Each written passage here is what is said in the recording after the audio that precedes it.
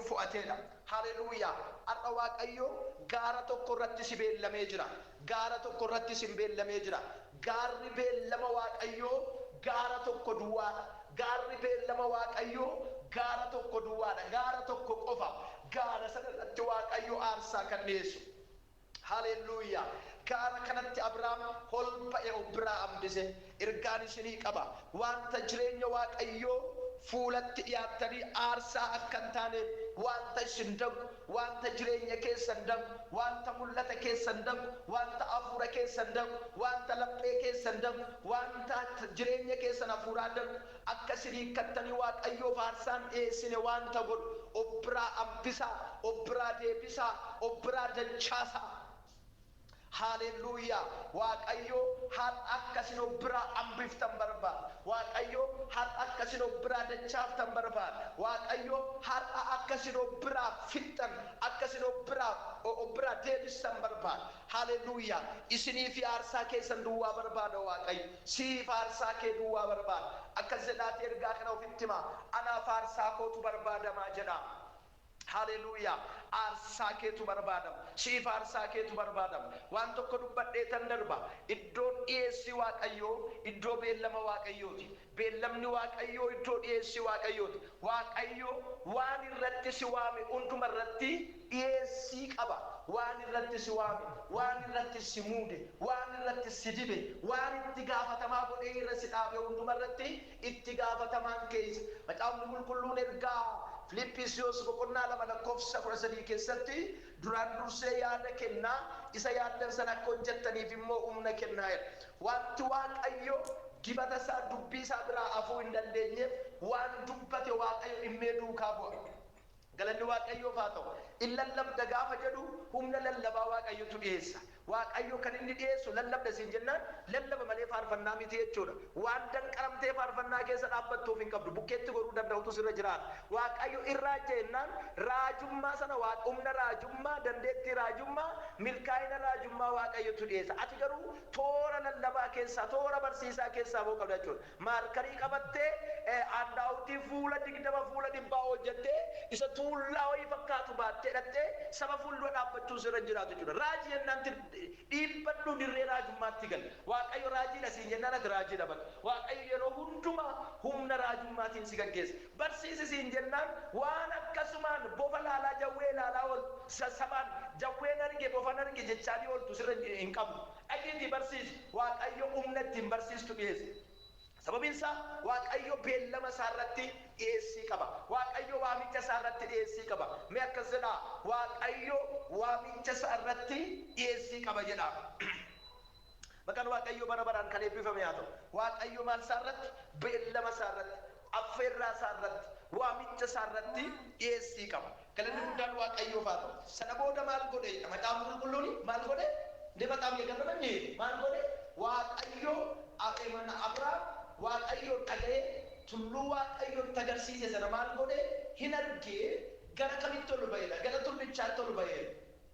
Idda arree fi warra arree oofan of biraa hambise.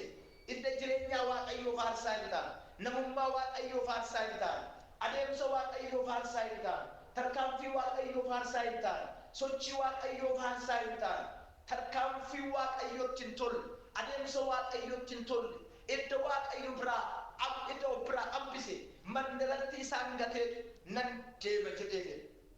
Kan waaqayyo bara baraan kan eebbifame haa ta'u. Gara kamitti ol ba'a? Gargaara waaqayyo, gara argamuu waaqayyo. Haleluuyaa. Waan waaqayyootti hin tolle of biraa gaafa hambiftu, jireenya kee biraa gaafa hambiftu, gaa'ila kee biraa gaafa hambiftu, deemsa keessan irraa gaafa hambiftu. Praise God. Gaafa sana maaltu ta'a? Waan gaariitu jireenya keessan irratti ta'a. Gara argamuu waaqayyootti ol ba'uutu dhufa, ol ka'uutu dhufa. Iddoo dhiyeessii waaqayyoo jirutti ol ka'uutu jira. Sana booda gaara kana irratti ol ba'eedha. Haleluuyaa. Ol ba'ee iddoo aarsaa ijaaree qoraan ittiin aarsaan gubatu walirra naqee tottolchee mucaasaa Yisihaaqiin hidhee iddoo aarsaa kanarra ciibseetu akka isaatiin mucaasaa qaluudhaaf billaa fudhatee gaafa inni billaa fudhatu yookiin gaafa inni aaduu kaasu ergamaan waaqayyoo bantii waaqaa keessaa Abrahaam isa waame. Haleluuya. Sana booda akkati waaqayyoof abboomamtu, akkati waaqayyoon jaallattu, jaalala kee immoo Yisihaaq mucaa kee tokkicha qabdu kennuudhaan akka mirkaneessite. Ana caala mucaa kee waan hin malalsiifatiniif hargee mucaa kee irratti billaa hin kaasin, homaa iyyuu isa hin godhin, of duuba garagalli. Bakka mucaa keetii bakka Yisihaaq olaanaan isaa dhiyaateera jedhee. Galanni waaqayyoof haa ta'u. Gaafa of duuba deebi'u hoolaan qalmaaf ta'u gaanfa isaatiin harangamaatti qabamee harangamaatti hidhamee hin dhaabbata ture. Galanni waaqayyoof haa ta'u. Isa sana fuudhee bakka mucaa isaatii qalee waaqayyoof aarsaa dhiyeesse akkuma raajii raajee ture gara warra mandaratti dhiisee bayetti deebi'eedha. Maqaan waaqayyoo bara baraan kan eebbifame haa ta'u. Hoolaan sun maal bakka bu'aa? Yesuus Kiristoos isa bakka koo bakka keessan qalame bakka bu'a. Gaafaan qabamuu jechuun fedhii isaatiin of kennuu jechuudha. Gaafti mataa agarsiisa, mo'icha agarsiisa. Arangamaatti qabamuu jechuun immoo arangamaan jireenya cubbamootaa, jireenya biyya lafaa kanaati jechuudha. Galanni waaqayyoof haa ta'u. Yisihaaq anaafis ni kan inni bakka bu'u. Abrahaam waaqayyoo ni kan inni bakka bu'u. Kakuu haaraatti gaafa fidu. Galanni waaqayyoof haa ta'u. Soo argama waaqayyoo irratti, beellama waaqayyoo irratti dhiyeessii waaqayyoo jira. Kanaaf namoonni ilaaluu kan nu dandeessisu, ilaaluu kan nuyi jennuuf, arguu kan nuti jennuuf isa kanaaf jechuudha. Obboloota koo yoo isinii galee ergaa qumna gara qabu tokkoon dubbachaa jira. Ilaalaa deemaa. Gaa'ila waaqayyoo siif hin kennine hin fudhatin. Bifti isaa miidhagee, dhaabbiin isaa miidhagee, qabeenya qabaatee, maqaa qabaatee, itis leela nagar. Leela nagar nooyi. Minima አይጠቅምሽም. ምንም አይጠቅምም። waan waaqayyo siif hin kennine hin fudhatin. Wanti waaqayyo siif hin kennine kan namaati. Wanti waaqayyo siif hin kennine kan namaati. Wanti waaqayyo siif hin eeyyamne kan namaati. Yookiin kan obboleessa kee yookiin kan obboleettii keetiiti. Wanti waaqayyo siif hin laanne irbaata kee waan hin taaneef. Nyaata siif hin bilchaanne, nyaata siif hin qophoofne waan hin taaneef. Nyaata siif hin qophoofne nyaattee garaa dhukkubsatta. Namoonni baay'een waan waaqayyo isaaniif hin kennine fudhatanii, gaa'ila waaqayyo isaaniif hin eeyyamne fudhatanii waaqayyoon komataa jiraatu. Gaa'illi koo naan taane, gaa'illi koo na rakkise, gaa'illi koo na danqee, gaa'illi koo balaa qaba, rakkoo qaba, gaa'ila kana waaqayyo naan kennine jedhanii yeroo isaan waaqayyoon komatan argitu. Maaliif jettanii yoo gaafattan waaqayyo miti kan kenneen isaantu fudhate. Waan ofii fudhattetti waaqayyoon komatin. Waaqayyo waan sii kennetti garuu itti gaafatamummaa qaba. Tajaajila isiniin jennaan koottaa tajaajilaa. Hojjedhaa isiniin jennaan dhaqaa hojjedhaa. Taa'i isiin jennaan taa'i. Baradhu isiin jennaan baradhu. Waan waaqayyotti si waamne irra dhaabatin. Dhiyeessiin waaqayyoo beellama waaqayyoo. Dhiyeessiin waaqayyoo hargama waaqayyoo irra jira. Dhiyeessiin waaqayyoo lafatti waaqayyo si beellamee jira. Dhiyeessiin waaqayyoo lafa argama waaqayyoo irra jira. Maqaan waaqayyoo bara baraan kan eebbifame haa ta'u. Haleluuyaa. Haleluuyaa. Haleluuyaa. Waaqayyo ayyaana kana hunda keenyaaf haa baay'isu.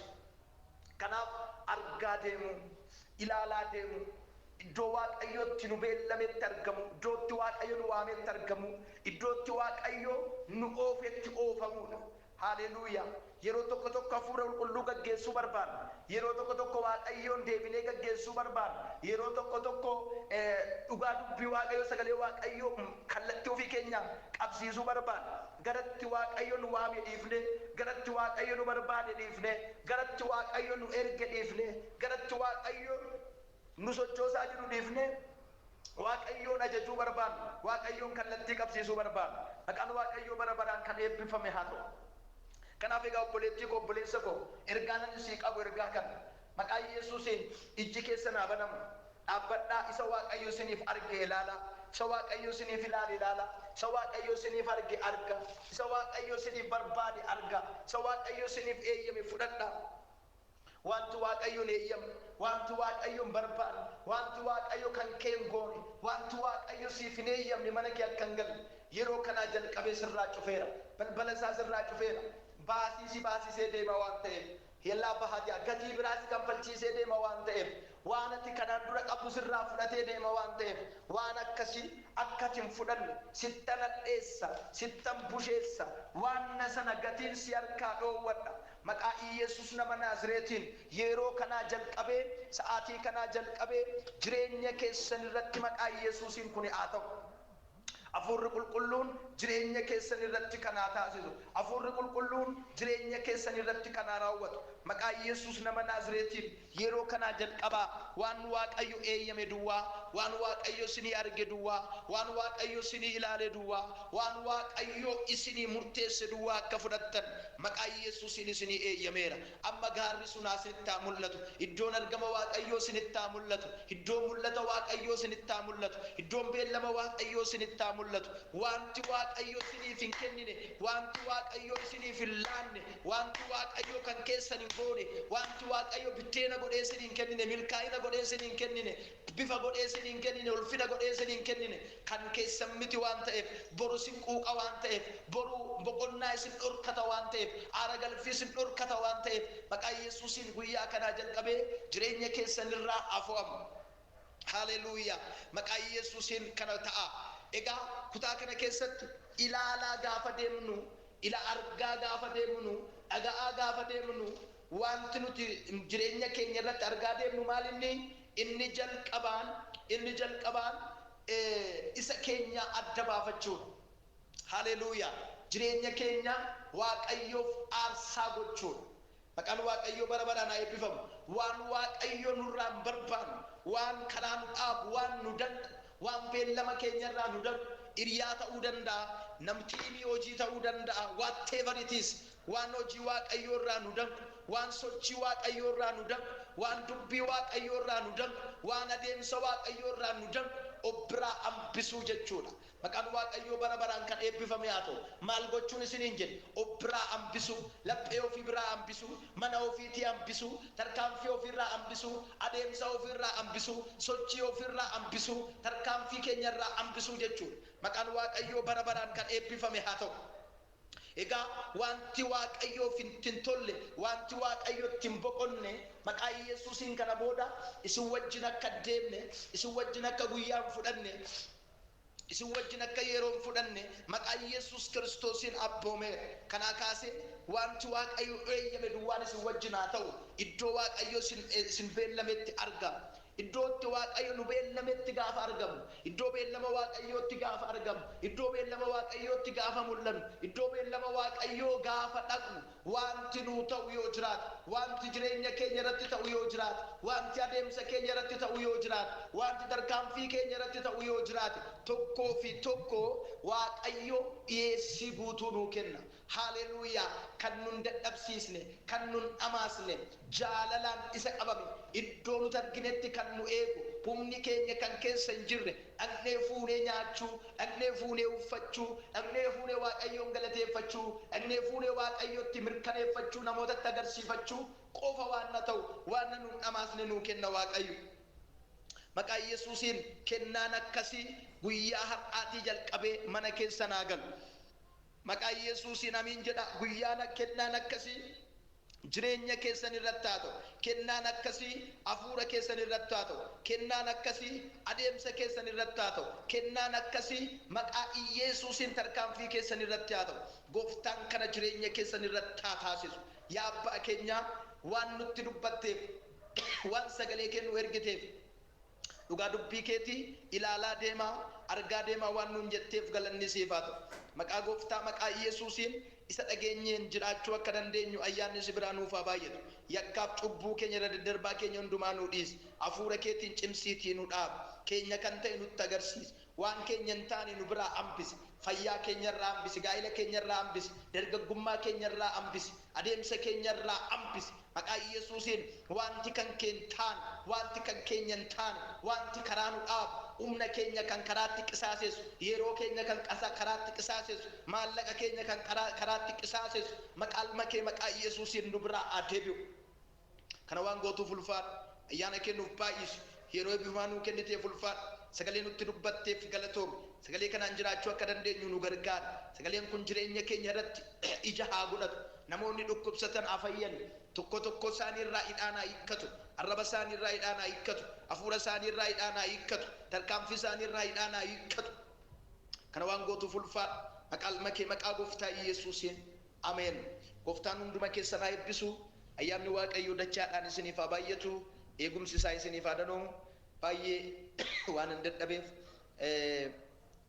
kana caalaa bal'inaan deemuu hin dandeenyu gooftaan yeroo nu kenneef haa eebbifamu isa dhageenya nuuf haa eebbisutti jiraachuun waa gargaaru jabaadhaa iddoo jirtanitti cimaa wal jajjabeessaa sinan jaalladhaa sinan kabajaa gooftaan hin dhufa jireenyi itti fufaa shaaloom hojiin nagaa kennu haa hojjetamu hojiin boqonnaa kennu haa hojjetamu hojiin hafuura qulqulluudhaan haara nama galfachiisu haa hojjetamu dukkannaa baqatu ifti jireenya keenya irratti taa'if bayyeessuus sim ifti haa'if jireenya obboleessa kooti irratti taa'if jireenya obboleettii kooti irratti taa'if jireenya gaggeessitoota irratti taa'if jireenya sabaa irratti taa'if jireenya tajaajiltoota irratti taa'if jireenya koo irratti taa'if maqaa Yesuus Kiristoosiin haa ifu haleluuyaa gooftaa galanni siif haa ta'u ayyaana kennuuf baay'isa